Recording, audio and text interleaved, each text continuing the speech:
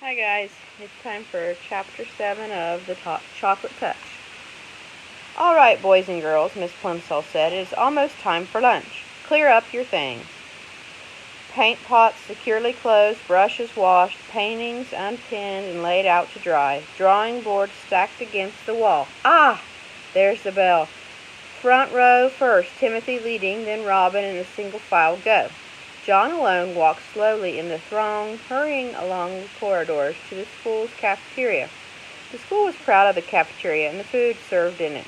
The room was spacious and bright, with windows all the way along one side, overlooking the playground and the playing fields beyond.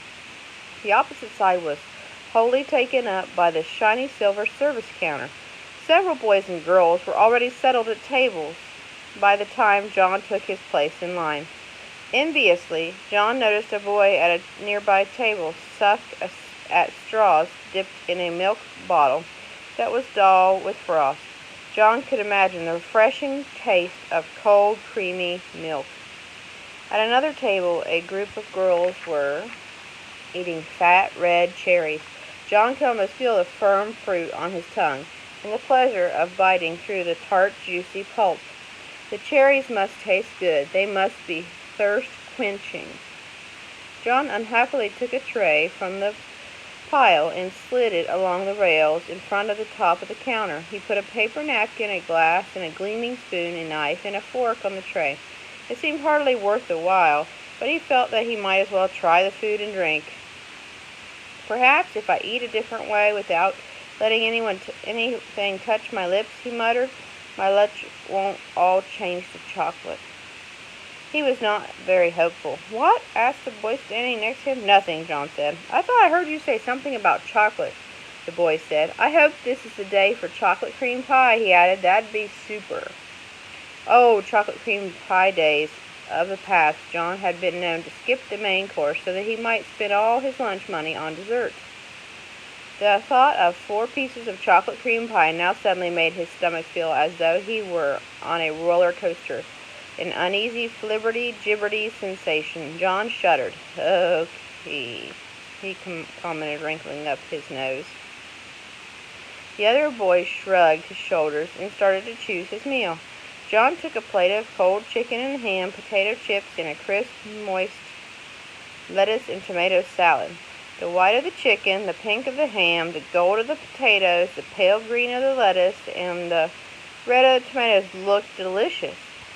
He also took a half pint of milk, a thick-crusted whole wheat roll, and a cool pat of butter, a tumbler of water with ice cubes clinking against the glass, a dish of fresh fruit, slices of oranges, grapefruit, and bananas and grapes. John's tray was loaded with just the sort of meal his mother was always trying to persuade him to eat. Until today, John had always thought it was pretty dull to eat sensible things when there was sweeter food and drink to be had. Today, however, the sensible things looked most appetizing, and his mouth began to water in its sticky new way. John paid for lunch with the money his mother had given him, went to an empty table and sat down, his fingers trembling slightly with eagerness. He cut a slice of lettuce.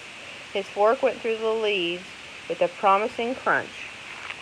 There's a picture of him with his happy, good meal.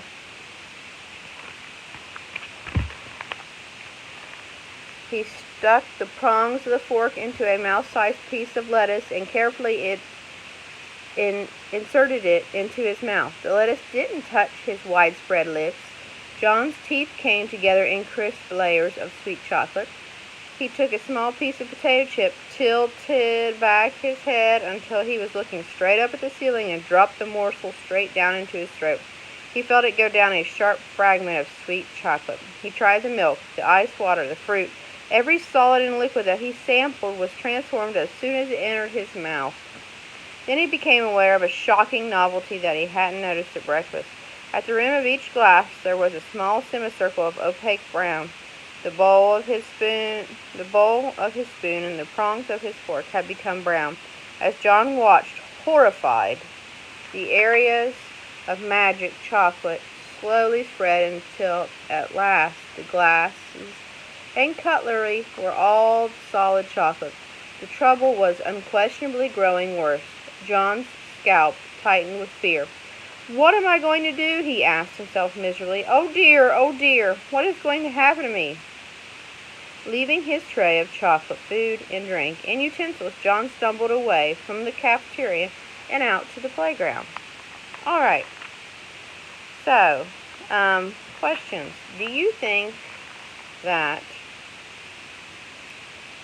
What do you think will happen next, I should say? What do you think John is going to do next? And the word throng. What throng? T-H-R-O-N-G. What does it mean? And when he said, let me find it.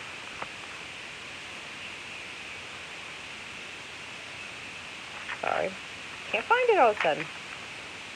Alright. Until today, John had always thought it was pretty dull to eat sensible things. What does sensible things mean? What do you think that means? Happy readings. See you tomorrow.